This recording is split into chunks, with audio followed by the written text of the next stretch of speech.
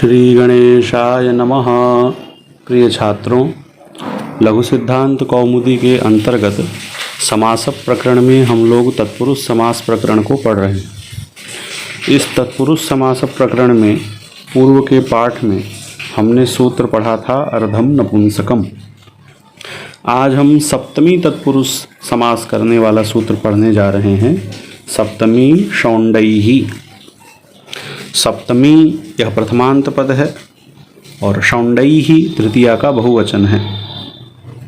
प्रत्यय ग्रहणे तदंत ग्रहणम, इस परिभाषा से सप्तमी से हम सप्तम्यंत सुबंत को लेंगे। तो सप्तम्यंत सुबंत का समास होगा किसके साथ? तो लिखा है शौंडैहि। शौंडैहि में बहुवचन है। इससे यह ज्ञात होता है कि शौंडादि कोई गण है, उस गण में पठित शब्द लिए जाएंगे। उस गण में लगभग 12 या 13 शब्द हैं। शौंड, धूर्त, कितव, व्याड, प्रवीण, संवित, अंतर, अधि, पटु, पंडित, कुशल, चपल, निपुण, ये शौंडादि गण पठित शब्द हैं। इन शब्दों का समास होगा किसके साथ होगा? तो सप्तम्यंत सुबंत के साथ होगा।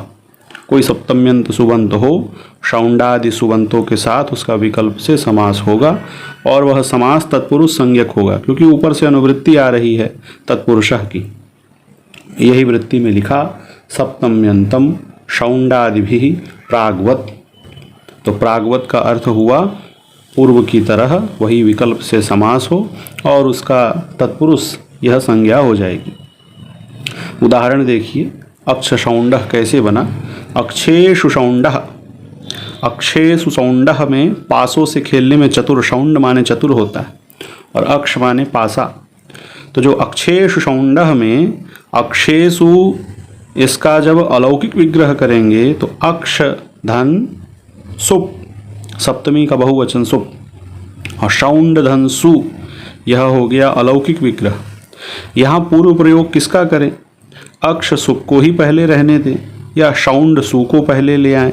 तब यहाँ पर जिसकी उपसर्जन संज्ञा होगी उसी का पूर्व प्रयोग होगा। उपसर्जनम पूर्वम से उपसर्जन संज्ञा किसकी होगी? प्रथमा निर्दिष्टम समास उपसर्जनम।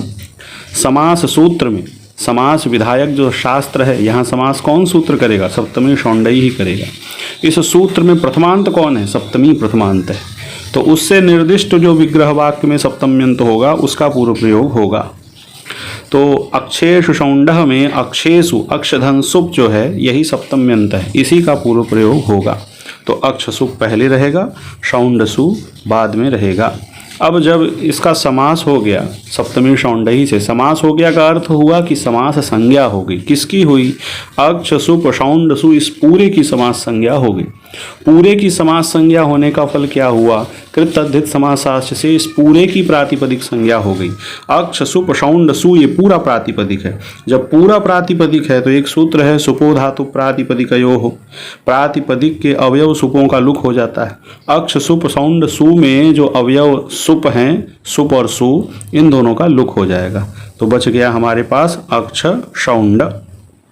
अब अक्ष शौंड हो गया, प्रातिपदिक संज्ञा है ही, स्वादि उत्पत्ति होगी, सुविभक्ति आएगी और इसमें सु को ऋत्व विसर्ग हो करके पुल्लिंग में अक्ष शौंड बनेगा। कोई शंका करे सु लाए तो पुल्लिंग ही क्यों हुआ? तो परवल लिंगता होती है तत्पुरुष समास में, आप लोगों ने पढ़ा है। परवल लिंगम द्वंद्व तत्पुरुषयोः, द्वंद्व में और तत्पुरुष समास में जो पर वाला उत्तर पद वाला होता है उसी का लिंग होता है। शौंड पुल्लिंग है, इसलिए अक्ष शौंड भी पुल्लिंग होगा। अक्ष शौंडः, यह प्रयोग सिद्ध हो गया। इसी प्रकार से और भी जो उसमें शब्द है शौंडादि गण में, उनका भी यही, जैसे पाने शौंडः, पान शौंडः, शराब पीने में चतुर। अक्षेषु कितवः, कितवः के साथ में समास अक्ष कितवः। वाचि चपलः, वाच चपलः, वाक् चपलः। स्त्रीषु धूर्तः, स्त्री धूर्तः। संगीते प्रवीणः, संगीत प्रवीणः। शास्त्रे पंडितः, शास्त्र पंडितः। तर्के कुशलः, तर्क कुशलः इत्यादि वहाँ पर गणों में पठित जो शब्द हैं उनके साथ में समास होगा। अब आगे ये लिख रहे हैं द्वितीया तृतीया इत्यादि योग विभागाद अन्यत्रापि तृतीयादि विभक्तीनां प्रयोगवशात् समासो ज्ञेयः। द्वितीया तृतीया इत्यादि। द्वितीया तृतीया इत्यादि का अर्थ ये हुआ, अभी जो आप लोगों ने सूत्र पढ़ लिया, द्वितीया के लिए पढ़ा द्वितीया श्रितातीत पतितगतात्यस्त प्राप्तापन्नैः, तृतीया समास के लिए पढ़ा तृतीया तत्कृतार्थेन इत्यादि, चतुर्थी तदर्थार्थ ये सूत्र पढ़ा, पंचमी भयेन पढ़ा और सप्तमी के लिए अभी सप्तमी शौंडई ही पढ़ा। तो ये जो द्वितीया तृतीया चतुर्थी पंचमी और सप्तमी के लिए आप लोगों ने जो सूत्र पढ़ा है, इस सूत्र में योग विभाग कर सकते हैं।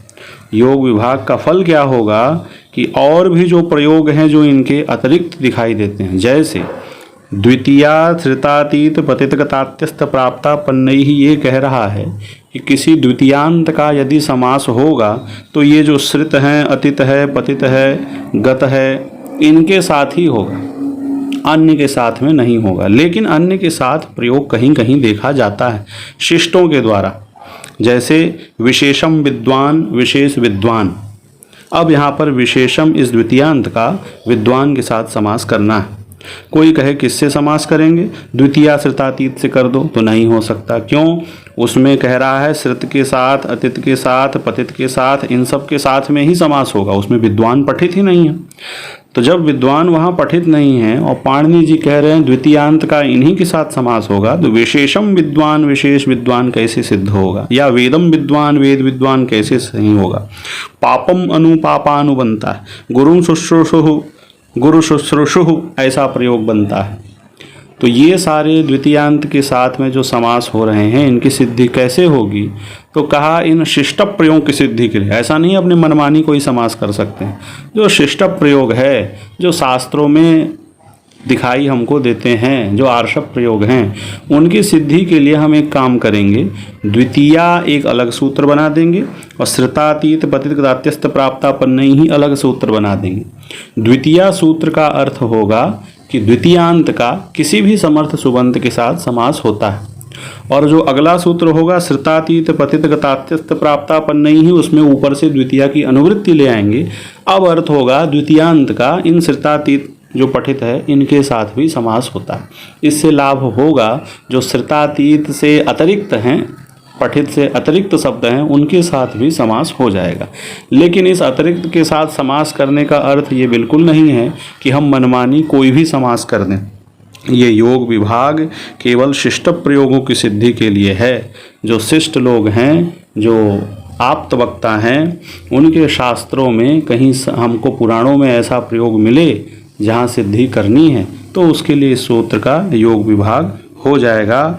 परिभाषेंद्र शेखर में कहा भी गया, योग विभागाद इष्ट सिद्धि ही, योग विभाग से इष्ट की सिद्धि होती। और इष्ट कौन है, तो शिष्टों के प्रयोग ही इष्ट है। शिष्ट परिज्ञानार्थष्टाध्यायी ऐसा वहाँ पर लिखा हुआ है। तो द्वितीया का योग विभाग कर देंगे। उसी प्रकार से तृतीया का भी, तृतीया तत्कृतार्थेन इस सूत्र का योग विभाग कर देंगे। उसके लिए कहीं लिखा हो छाया द्वितीय, छाया द्वितीय, अब यहाँ पर समास करना है। द्वितीय तो वहाँ पठित ही नहीं है। जनुषा अंधः, जनुषांधः, इन सब प्रयोगों की सिद्धि भी योग विभाग से हो जाएगी। चतुर्थी में जैसे लिखा है धर्म नियमः, धर्माय नियमः, धर्म के लिए नियम। अब यहाँ पर भी सिद्धि करनी होगी तो योग विभाग से सिद्ध होगा, क्योंकि नियम वहाँ पर पठित नहीं है। पंचमी में भी वही है, वामादितरः वामेतरः, ग्रामाद निर्गतः ग्राम निर्गतः, इन सब की सिद्धि हो जाएगी योग विभाग से। सप्तमी आपने अभी अभी पढ़ा, शौंडादिगण शब्दों के साथ में ही समास होता है। तो हमको यदि बनाना है नगेंद्र सक्ता, नगेंद्रे सक्ता, ऐसा हमको बनाना है। या फिर और कोई प्रयोग देखिए, शब्दे संज्ञा, शब्द संज्ञा, शब्द ये सप्तमी है, संज्ञा के साथ में समास हो रहा है, शब्द संज्ञा बन गया, लेकिन संज्ञा शौंडादिगण में पठित ही नहीं है। अब ऐसे शिष्ट प्रयोगों की सिद्धि कैसे होगी। भुवि देवः भूदेवः, भूदेव का समास होगा जो भुवि देवः, भुवि ये सप्तमी है, देवः के साथ में समास हो गया, लेकिन देवः शौंडादिगण पठित नहीं है, तो यहाँ योग विभाग होगा। सप्तमी एक अलग सूत्र होगा, शौंडई ही अलग सूत्र होगा। सप्तमी का अर्थ होगा सप्तम्यंत का किसी भी समर्थ सुबंत के साथ समास होता है। तो भूवि देवः में भूवि सप्तम्यंत है और देवः कोई समर्थ सुबंत है, उसके साथ समास हो गया। अब जब अगला सूत्र शौंडई ही है, उसमें ऊपर से सप्तमी की अनुवृत्ति हो जाएगी। अर्थ होगा सप्तमी का शौंडादिगण पठित शब्दों से भी समास होता है।